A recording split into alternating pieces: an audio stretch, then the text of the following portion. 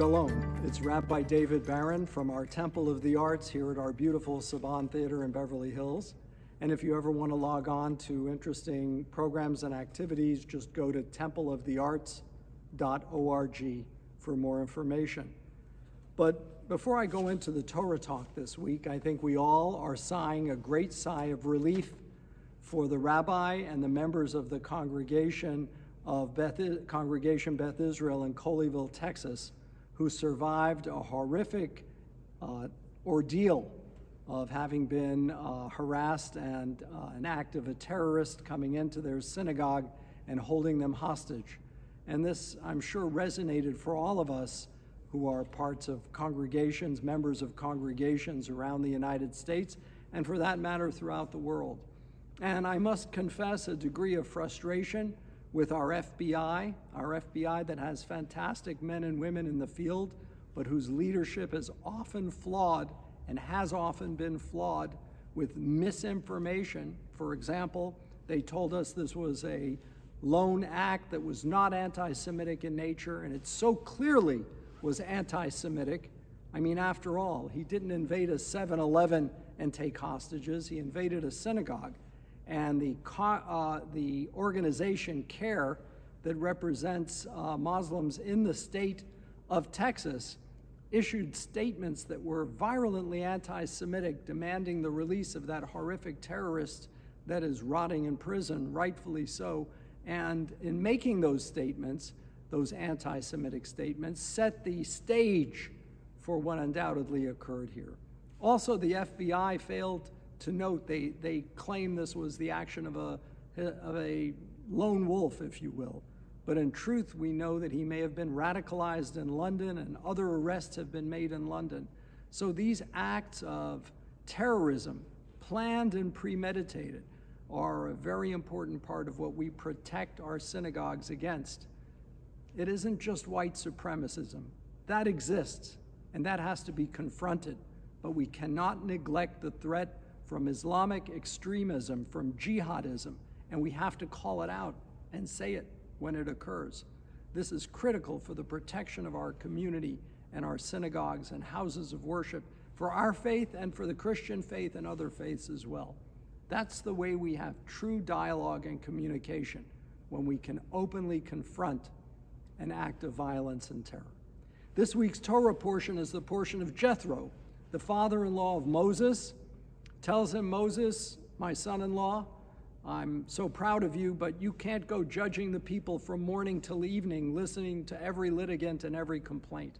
Appoint judges and magistrates to take care of the smaller matters, and let the more important or critical issues which can't be resolved at the local level come to you, and then you bring it to the Almighty for ultimate disposition.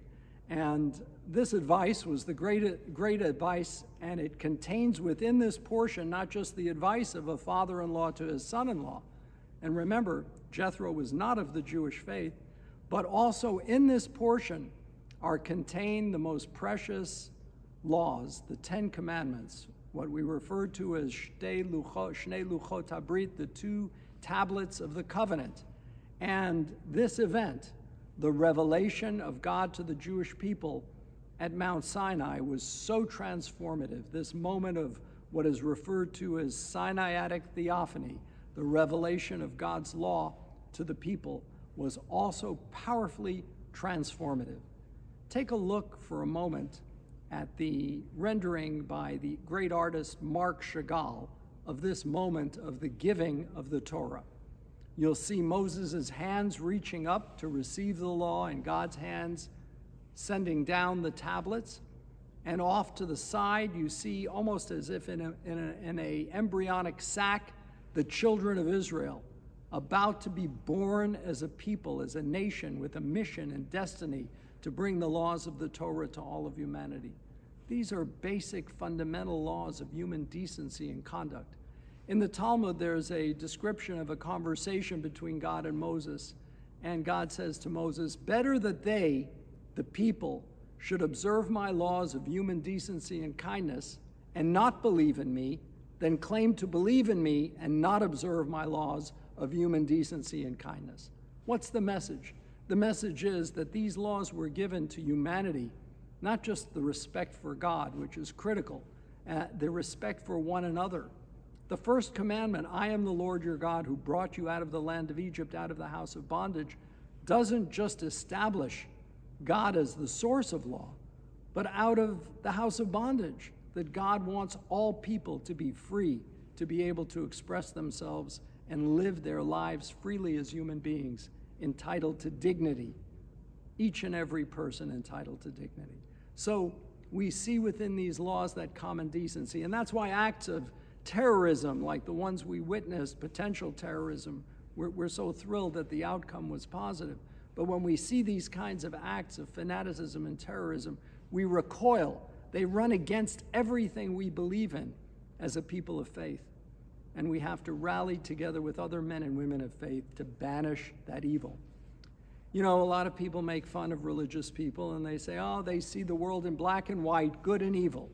But the fact is, there are evil people with malintent in their hearts and minds who've been indoctrinated and poisoned by an ideology that perverts their own religion. And those people can commit acts of violence and terror. And we, as people of faith, have to stand against that. We have to call it out, unite against it, and make sure that we protect one another from those kinds of acts of violence. This Torah reading gives to humanity the greatest gift, the Decalogue. And those laws are powerful instruments. Our American democracy was founded in part on those basic laws. And we hope that in cherishing them, we will elevate the human condition at each and every opportunity. I wish you a Shabbat Shalom. This weekend, we remember loved ones. We send out our heartfelt condolences to Brett Ratner and his family on the loss of his beloved grandmother, Fanita Stone Pressman, and to those members of the congregation who worked with closely the late, great Betty White. We remember her. And this month, we remember loved ones who passed in the month of January: Mitch Ackerman, Philip Edelman, Louis Alpert, Nathan Black, Edward Blau, Ann Chafkin, Herman Kofsky, Albert Fenster, Ann Pearl Feinberg, Sandy Follender, Bess Goldstein, Edward M. Grants, Charles Green, Cheryl Ito, Beatrice Kahn, Julius Kahn, Vicky Carcomi, Ami Carney, Jerome Kleinman, Sidney Klein, Paul Louis Krinsky, Tommy Lasorda, Jackie Mason, Jill Rosen, Ethel Rosenthal, Philip Rosenthal, Louis Schenker, Erwin Siegelman, Sophie Shapiro, Shmuel Silverberg, Matthew Sean Silverman,